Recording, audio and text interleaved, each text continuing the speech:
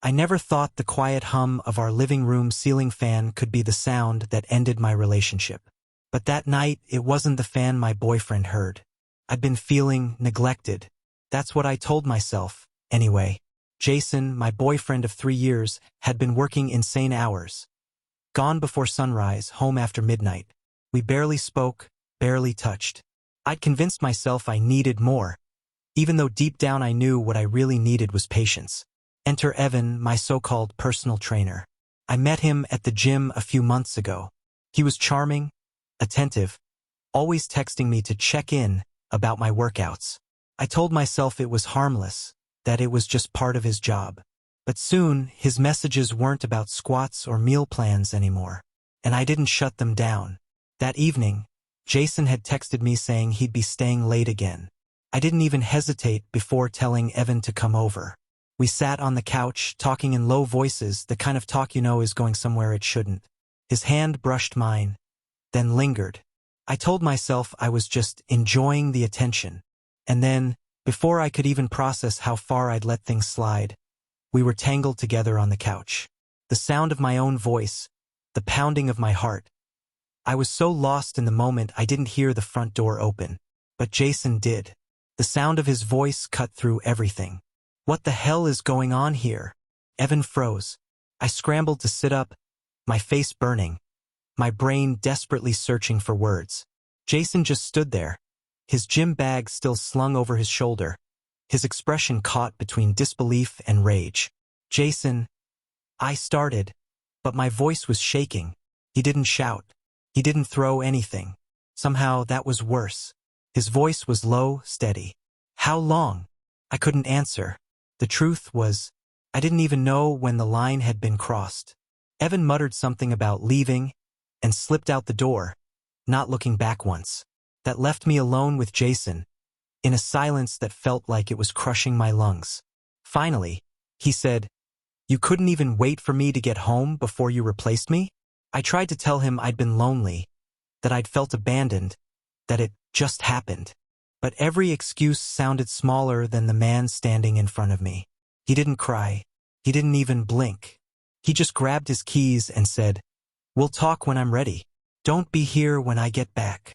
The door closed behind him, and I sat there in the wreckage of my own choices, wondering how I'd gone from waiting for him to walk through that door to praying he never came back. The hours after Jason left felt like years. I paced the living room, every creak of the floorboards sounding like an accusation. My phone buzzed repeatedly. Evan, sending half-hearted apologies and asking if I was okay. I didn't reply. The shame sitting in my chest was heavier than anything I'd ever felt. Around midnight, I heard the sound of a car pulling into the driveway. My stomach twisted. I imagined Jason storming in, demanding answers, maybe even ending things right there. But when the door opened, he wasn't alone. A woman stepped in behind him. She was striking, tall, dark hair, confident posture. I'd never seen her before. Jason didn't introduce us. Instead, he walked past me without a word, heading straight for our bedroom. Who is she?" I asked, my voice trembling. The woman gave me a small, polite smile that didn't reach her eyes. "Don't mind me. I'm just here for Jason." The words hit like a slap. Before I could respond, Jason came back holding an overnight bag. He looked me in the eye for the first time since catching me. "You said you were lonely," he said. "You said you needed attention. I guess I realized I need some too." I blinked, stunned. "So you're what? Getting even?" He didn't answer. He just slung the bag over his shoulder and said to the woman, "Let's go." The door shut behind them, leaving me in a silence that was somehow even heavier than before. Over the next few days, he didn't come home. He didn't call. The only messages I got were from mutual friends who'd heard things and wanted to know if they were true. I didn't even know what to tell them. When Jason finally agreed to meet, it was at a coffee shop, neutral ground. He looked rested, calmer. I looked like I hadn't slept in days. "I thought maybe we could talk," I said. He stirred his coffee slowly before answering. "Talk about what? You made your choice. I'm just making mine." I wanted to tell him it wasn't that simple, that what I'd done was a mistake, not a reflection of how I felt about him. But the truth was, it was that simple. I'd crossed a line, and he didn't owe me the grace to step back from it. Finally, he set down his cup and said, "You know, I used to think betrayal was about what you did to me. But now I think it's about what you took away from yourself. You'll figure that out one day." He stood, left some cash on the table, and walked out.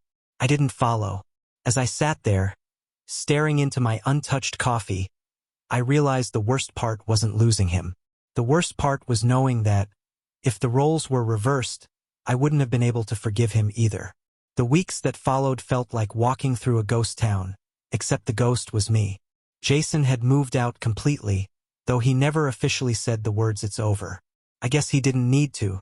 The space he left behind was louder than anything he could have spoken. Evan tried calling a few times, but I blocked him. Whatever thrill I'd been chasing that night felt disgusting now, like a joke I couldn't laugh at. That couch, became a landmine in my own home. I couldn't look at it without feeling sick. One night, I scrolled aimlessly through social media, and there it was, a picture of Jason. He was at a small, cozy-looking restaurant, leaning back in his chair, smiling in that easy way he used to with me. The woman from that night sat across from him, laughing at something he'd said. I stared at that photo for what felt like hours. My first instinct was jealousy, sharp, bitter, burning. But underneath it, something else began to take shape. Regret, yes, but also an understanding I hadn't had before. Jason didn't post to hurt me. He didn't need to. He had simply moved on. And that, more than anything, told me I wasn't part of his world anymore.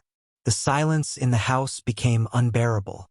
I started packing my things, not because he asked, but because the idea of staying in a place where I'd destroyed everything felt impossible. Every drawer I opened was a reminder. Every photo frame was an accusation. The last thing I packed was a small wooden box from our first trip together. Inside were ticket stubs, pressed flowers, and a faded photo booth strip where we were both laughing so hard our faces were blurry. I sat on the floor, holding that box, and for the first time since he'd left, I cried until I couldn't breathe. I realized then that the betrayal wasn't a single moment in the living room.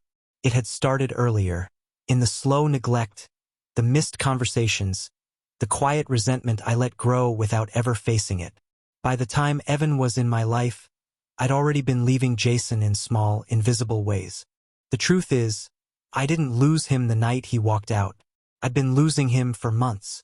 That night was just when the lights finally went out. A friend once told me that relationships end twice. First in the heart and then in the world. I never understood it until now. If you're reading this, maybe you're standing where I once stood, teetering on the edge of a choice you can't take back.